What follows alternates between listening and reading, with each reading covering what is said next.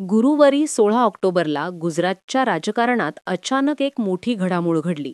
मुख्यमंत्री भूपेंद्र पटेल यांच्या मंत्रिमंडळातल्या सर्व 16 मंत्र्यांनी एकत्र राजीनामा दिलाय. सूत्रांनी दिलेल्या माहितीनुसार केंद्रीय नेतृत्वाच्या आदेशानंतरच हा निर्णय घेण्यात आलाय. गुरुवारी मुख्यमंत्र्यांच्या निवासस्थानी एक बैठक झाली. या बैठकीत भाजपच्या वरिष्ठ नेत्यांनी मंत्र्यांना या निर्णयाची माहिती दिली. त्यानंतर सर्व मंत्र्यांनी मुख्यमंत्र्यांकडे आपले राजीनामे सोपवले. आता शुक्रवारी सकाळी 11:30 वाजता गांधीनगर इथं नव्या मंत्रिमंडळाच्या शपथविधी सोहळा होणार आहे. 4 वर्षांपूर्वीही गुजरातमध्ये अशाच प्रकारे अख्खं मंत्रिमंडळ बदलण्यात आलं होतं. त्यावेळी मुख्यमंत्री विजय रुपाणी यांच्यासह सर्व मंत्र्यांनी राजीनामा दिला होता. त्यानंतर भूपेंद्र पटेल यांना राज्याचे नवे मुख्यमंत्री बनवण्यात आलं. यावेळी सुद्धा अशाच प्रकारे फेरबदल करण्यात आलेत. पण या बदलांमागची कारणं नेमकी काय आहेत? गुजरातमध्ये सगळ्या मंत्र्यांनी अचानक एकाच वेळी राजीनामा का दिला? यामध्ये केंद्रीय नेतृत्वाचा काय रोल आहे? सगळी स्टोरी जाणून घेऊयात या व्हिडिओमधून. नमस्कार, मी सुकन्या आणि तुम्ही पाहताय जनमत लाईव्ह. गुजरात विधानसभेत एकूण 182 आमदार आहेत. त्या आधारे सरकारमध्ये मुख्यमंत्र्यांसह 27 मंत्री असू शकतात. मावळत्या मंत्रिमंडळात मुख्यमंत्री भूपेंद्र पटेल यांच्याशिवाय एकूण 16 मंत्री होते. त्यापैकी 8 कॅबिनेट दर्जाचे आणि तेवढेच राज्यमंत्री होते. या सर्वांनी एकत्रित राजीनामा दिलाय. आता नवीन मंत्रिमंडळात मंत्र्यांची संख्या 22 ते 23 पर्यंत वाढू शकते. नव्या मंत्रिमंडळाचा शपथविधी शुक्रवारी सकाळी 11:30 वाजता होईल. या शपथविधी सोहळ्याला केंद्रीय गृहमंत्री अमित शहा आणि भाजपा अध्यक्ष जे.पी. नड्डा उपस्थित राहणार आहेत. नव्या मंत्रिमंडळात समावेश करण्यात आलेल्या आमदारांना फोनवरून याची माहिती देण्यात आली आहे. सूत्रांनी दिलेल्या माहितीनुसार नवीन मंत्रिमंडळात 2 उपमुख्यमंत्र्यांची नियुक्ती होऊ शकते. मंत्रिमंडळात अनेक नवीन चेहऱ्यांचा समावेश होण्याची अपेक्षा आहे.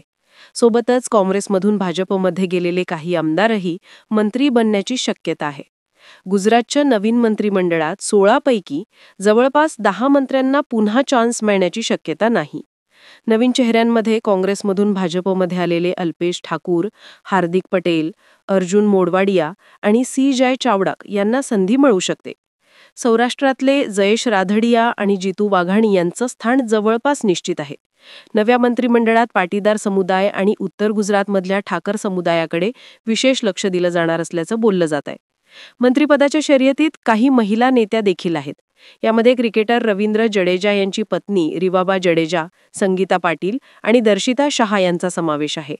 आता गुजरातच्या अख्ख्या मंत्रिमंडळाने एकाच वेळी राजीनामा देण्यामागची कारणं काय आहेत ते पाहूयात. गुजरातच्या मंत्रिमंडळात करण्यात आलेल्या फेरबदलांमागचं पहिलं कारण आहे ते म्हणजे राज्यातल्या आगामी निवडणुका. गुजरातमध्ये 2026च्या सुरुवातीला नगरपालिकेच्या निवडणुका आणि त्यानंतर 2027च्या अखेरीस विधानसभा निवडणुका होणार आहेत. मंत्रिमंडळातले फेरबदल या निवडणुका डोळ्यांसमोर ठेवून करण्यात आल्याचं दिसतंय. 2022ची विधानसभा निवडणूक जिंकल्यानंतर भाजपनं भूपेंद्र पटेल यांना मुख्यमंत्री म्हणून कायम ठेवलं. तेव्हापासून 3 वर्षांत मंत्रिमंडळात कोणतेही बदल झालेले नाहीत. येत्या 2 वर्षात विधानसभा निवडणुका होणार असल्यामुळे या बदलांकडे निवडणुकांची तयारी म्हणून पाहिलं जात आहे. नरेंद्र मोदी 2014मध्ये पंतप्रधान बनल्यानंतर गुजरात सरकारमध्ये प्रत्येक निवडणुकीआधी बदल झालेत. मोदी यांच्यानंतर मुख्यमंत्री बनलेल्या आनंदीबेन पटेल यांनी 2017च्या विधानसभा निवडणुकीआधी राजीनामा दिला. त्यानंतर विजय रुपाणी मुख्यमंत्री बनले. त्यांनी सुद्धा 2022च्या निवडणुकीआधी संपूर्ण मंत्रिमंडळासह राजीनामा दिला. त्याच्यानंतर भूपेंद्र पटेल यांच्याकडे मुख्यमंत्रीपद आलं. आता त्यांचं मुख्यमंत्रीपद वाचलं असलं तरी अख्ख्या मंत्रिमंडळाने राजीनामा दिलाय. गुजरातमधले सगळे बदल सत्ताविरोधी लाट निर्माण होऊ नये यासाठी केले जात असल्याचं दिसतंय. गुजरातच्या मंत्रिमंडळात करण्यात आलेल्या फेरबदलामागचं दुसरं कारण सांगितलं जातंय ते म्हणजे मंत्र्यांचा परफॉर्मन्स. सूत्रांनी दिलेल्या माहितीनुसार भाजपचं हायकमांड गुजरातमधल्या अनेक मंत्र्यांच्या कामगिरीवर समाधानी नाही. या सरकारमधले बहुतेक मंत्री हायकमांडच्या अपेक्षा पूर्ण करण्यात अपयशी ठरल्याचं बोललं जातंय.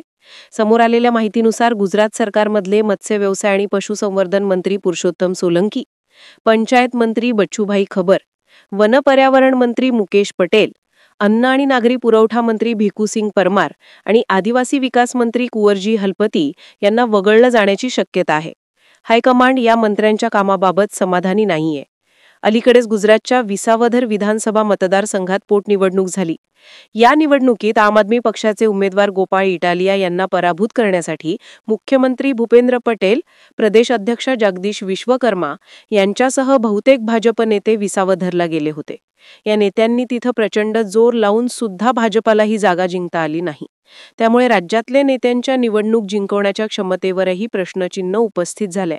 त्यामुळे आता पक्ष नेतृत्वाला मंत्रिमंडळात तरुण आणि नवीन चेहऱ्यांचा समावेश करून भविष्यासाठी मजबूत रणनीती बनवायची आहे.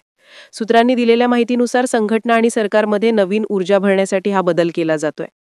गुजरातच्या मंत्रिमंडळात करण्यात आलेल्या फेरबदलामागचं तिसरं कारण सांगितलं जात आहे ते म्हणजे राज्यात आम आदमी पक्षाची वाढती ताकद.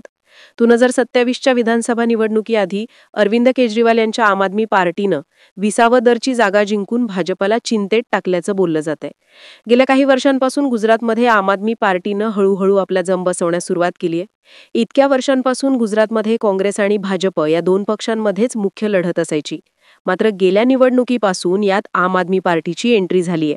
2022च्या विधानसभा निवडणुकीत आपनं पहिल्यांदा गुजरातमध्ये आपलं खातं उघडलं. या निवडणुकीत पक्षाचे 5 उमेदवार जिंकून आले होते. तिथं 5 हा आकडा वाहन वाटत असला तरी आपनं जवळपास 13% मतं घेतली होती. दुसऱ्या क्रमांकावर राहिलेल्या काँग्रेसला 27% मतं मिळाली होती. म्हणजेच काँग्रेसला जेवढी मतं मिळाली त्याच्या अर्धी मतं आपनं घेतली. आपनं एवढी मतं घेतल्यामुळे काँग्रेसचा पराभव झाला असं त्यावेळी बोललं गेलं. आता येणाऱ्या विधानसभा निवडणुकीत आप आणखी ताकदीनं उतरणार आहे. यावेळी भाजपला कोणतीही रिस्क घ्यायची नाहीये. त्यामुळे पक्षानं आतापासूनच आप फॅक्टरला काउंटर करण्याची तयारी सुरू केली आहे. भाजपमध्ये एकेकाळी महत्त्वाचे मानले जाणारे पण बऱ्याच काळापासून ज्यांना कोणतंही प्रमुख पद मिळालेलं नाही अशा नेत्यांना आता नवीन जबाबदारी मिळण्याची शक्यता आहे. हे नेते आपच्या गळाला लागून नयेत असा भाजपचा प्रयत्न असल्याचं बोललं जात आहे. त्यामुळे हे फेरबदल केले जात आहेत. गुजरातमध्ये गेल्या काही वर्षात हाच ट्रेंड पाहायला मिळालाय. राज्यानं गेल्या 10 वर्षात 3 मुख्यमंत्री पाहिलेत. यावेळी मुख्यमंत्री भूपेंद्र पटेल यांना बदलण्यात आलं नसलं तरी अख्ख्या मंत्रिमंडळाचा राजीनामा घेण्यात आलाय. केंद्रीय नेतृत्वाच्या आदेशावरूनच हे करण्यात आल्याचं स्पष्ट आहे. आता नव्या मंत्रिमंडळात कोणाकोणाचा समावेश होतो, काँग्रेसमधून भाजपमध्ये आलेल्या किती नेत्यांना संधी मिळते हे पाहणं महत्त्वाचं असेल. गुजरातच्या राजकारणाबद्दलची तुमची मतं आणि प्रतिक्रिया कमेंट करून नक्की सांगा. आणि माहितीपूर्ण व्हिडिओज पाहण्यासाठी जनमत लाईव्ह चॅनलला सबस्क्राईब करा. धन्यवाद.